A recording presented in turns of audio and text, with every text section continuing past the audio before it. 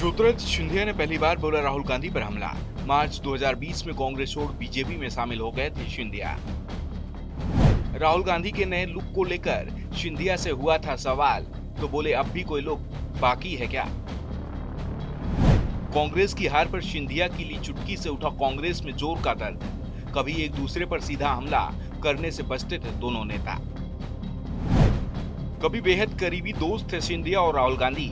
दोनों के पिता भी थे दोस्त, परिवार भी सुख दुख में रहता था साथ। मार्च 2020 में कांग्रेस छोड़ने से पहले तक ज्योतिरादित्य सिंधिया और राहुल गांधी पक्के दोस्त थे।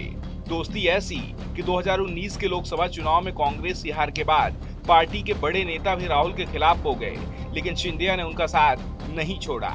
राहुल ने कांग्रेस कार्य समिति की बैठक में पार्टी अध्यक्ष पद से इस्तीफा दिया, तब भी सिंधिया उनके साथ चट्टान की तरह खड़े रहे। लेकिन इसके 10 महीने बाद ही दोनों के बीच रिश्तों की यह डोर टूट गई और सिंधिया ने कांग्रेस छोड़ दी। उन्हें बीजेपी ज्वाइन किए अब लगभग 3 साल होने को हैं। बीते सालों में कुछ ऐसा हुआ कि आज सिंधिया और कांग्रेस के बीच दुश्मनी बढ़ती जा रही है। कांग्रेस का हर नेता सिंधिया पर निशाना साध रहा है। नेता से लेकर पार्टी हाईकमान तक सिंधिया को गद्दार, धोखेबाज, बिकाऊ और न जाने क्या क्या बता रहे हैं। पहले राहुल गांधी सिंधिया के खिलाफ बोलने से बचते दिखाई दे रहे थे। एक बार तो राहुल गांधी ने यहाँ तक कह दिया था कि सिंधिया एक न एक दिन कांग्रेस में वापसी जरूर करेंगे। लेकिन भारत जोड़ो यात्रा से ये साफ हो गया कि सिंधिया के लिए अब कांग्रेस के दरवाजे पूरी तरह से बंद हो चुके हैं।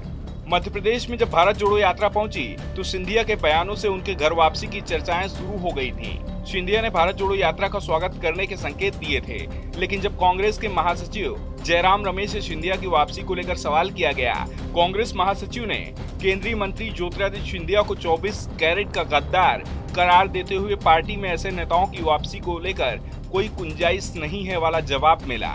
जयराम रमेश ने आगे कहा कि सिंधिया एक गद्दार हैं, असली गद्दार और 24 कैरेट के गद्दार। कपिल सिब्बल जैसे लोग जिन्होंने पार्टी छोड़ने के बाद गरिमापूर्ण चुप्पी बनाए रखी है, उन्हें कांग्रेस में लौटने की अनुमति दी जा सकती है, लेकिन ज्योतिरादित्य सिंधिया या हेमंत बिस्वा शर्मा जैसे लोग को नहीं।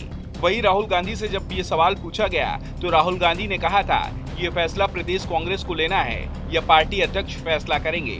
पार्टी अध्यक्ष खड़गे हैं, वो फैसला कर सकते हैं, लेकिन कोई भी मेरी राय पूछ रहा है तो मेरी राय साफ है, ऐसे लोगों को कांग्रेस में वापस नहीं लेना चाहिए। इसके बाद राहुल गांधी के तेवर भी सिंधिया को लेकर तीखे दिखाई देने लगे। सिंधिया को लेकर अब वो कोई बात नहीं कर रहे हैं। इस बीच ज्योतिरादित्य सिंधिया ने भी राहुल गांधी पर तंज कसना शुरू कर दिया है। लंबे समय से राहुल के खिलाफ बोलने से बचने वाले सिंधिया अब राहुल गांधी पर खुलकर निशाना साध रहे हैं। सिंधिया ग्वालियर के दौरे पर थे। पहले सवाल उनसे मध्य प्रदेश को लेकर किया गया, जिस पर सिंधिया ने जमकर तारीफ की।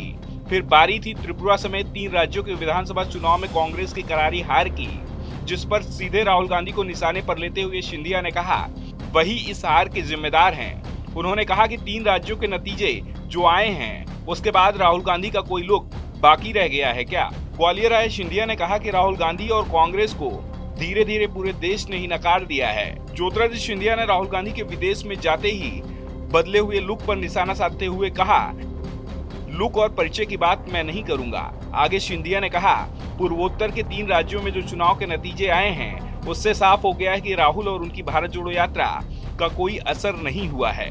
साल की शुरुआत में पूर्वोत्तर ने ही उनकी हालत खराब कर दी है। मध्य प्रदेश में कांग्रेस की स्थिति कितनी बुरी होने वाली है, इसके रुझान मिलने शुरू हो गए हैं। केंद्रीय मंत्री ने चुटकी लेते हुए कहा कि एमपी में साल के आखिरी में चुनाव है, ऐसा ना हो कि तब तक कांग्रेस पार्टी ही ना बचे।